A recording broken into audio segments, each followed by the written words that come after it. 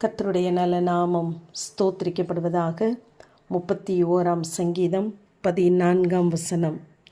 நானோ கர்த்தாவே உம்மை நம்பியிருக்கிறேன், நீரே என் தேவன் என்று சொன்னேன் என்று சங்கீதக்காரனாகிய தாவீது தேவனை தன் தேவனாக ஏற்றுக்கொண்டான். நீர் என் தேவன் அல்ல, நீரே என் தேவன் என்று சொல்கிறார். அநேக சங்கீதங்களிலே நாம் பார்க்கும் பொழுது நீர் என் தேவன், என் கன்மலை, என் கோட்டை என்று தேவனை தனதாக்கி கொண்டான்.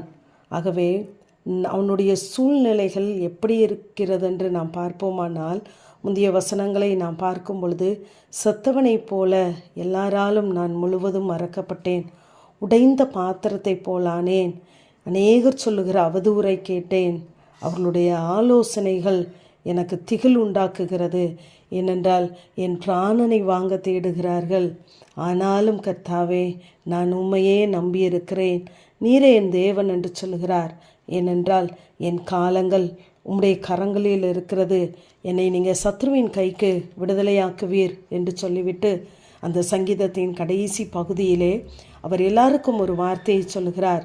கர்த்தருடைய பரிசுத்தவான்களே, நீங்கள் எல்லாரும் அவரிடத்தில் அன்பு கூறுங்கள், கர்த்தர் பூரணமாய் பதிலளிப்பார் என்று சொல்கிறார்.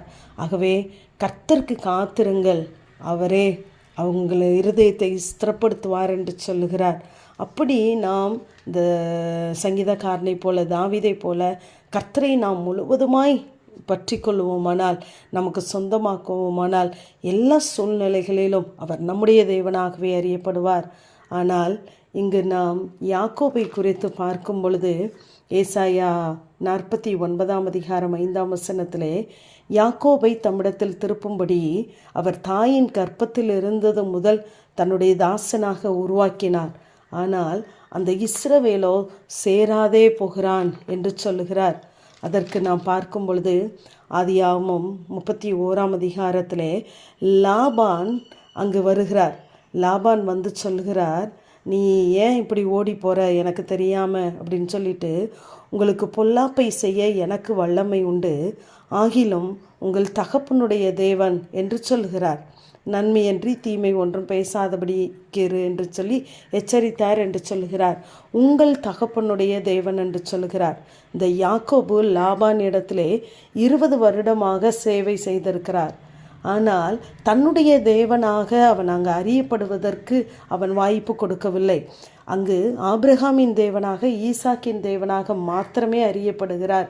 இங்கு உன்னுடைய தேவன் என்று சொல்லி அந்த லாபான் சொல்லவில்லை. ஏனென்றால் தன்னுடைய தேவனாக அங்கு யாக்கோபு என்ன செய்யலை, காட்டி கொடுக்கல.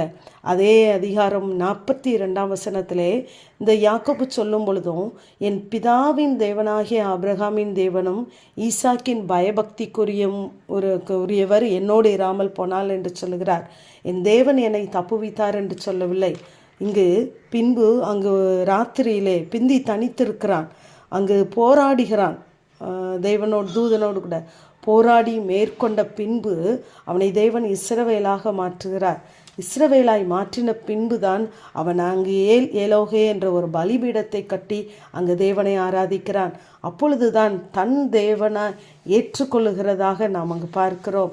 ஆகவே அங்கு 49ஆம் அதிகாரத்திலே தன்னுடைய குமாரர்களை வரவழைத்து சொல்லும் பொழுது, யோசேப்பை பார்த்து சொல்லும் பொழுது, உன்னுடைய தகப்பனாலே அப்படி ஆயிற்று என்று சொல்கிறார். ஆகவே அந்த போராட்டத்திற்கு பின்பு சொல்வதை காட்டிலும் நாம் நம்முடைய தேவனாக நாம் ஏற்றுக்கொண்டு நாம் அறிக்கையிடுவோமானால், அங்கு 32ஆம் அதிகாரம் 31ஆம் வசனத்திலே சூரியன் உதயமாயிற்று என்று பார்க்கிறோம். நம்முடைய வாழ்க்கையிலும் அஸ்தமித்த சூரியன் உதயமாக வேண்டுமென்றால், நீதியின் சூரியன் நம்முடைய வாழ்க்கையிலே இருக்க வேண்டுமென்றால், நம்முடைய தேவன் நம் தேவனாக ஒவ்வொருவருடைய வாழ்க்கையிலும் என் தேவனாக அறியப்பட வேண்டும் என்று விரும்புகிற போது கர்த்தர் நிச்சயமாகவே நம்மை அப்படியே நடத்துவார். நமக்கு வேண்டிய பாதுகாப்பை தேவன் தந்து நீரே தேவன் என்று சொல்லும் அளவிற்கு நம்முடைய வாழ்க்கையிலே தேவன் உயர்ந்திருப்பார். ஆமேன். பிதாவாகிய தேவனே, குமாரனாகிய இயேசு கிறிஸ்துவின் நாமத்தின் மூலமாய் உடைய சன்னிதானத்தில் வருகிறேன்.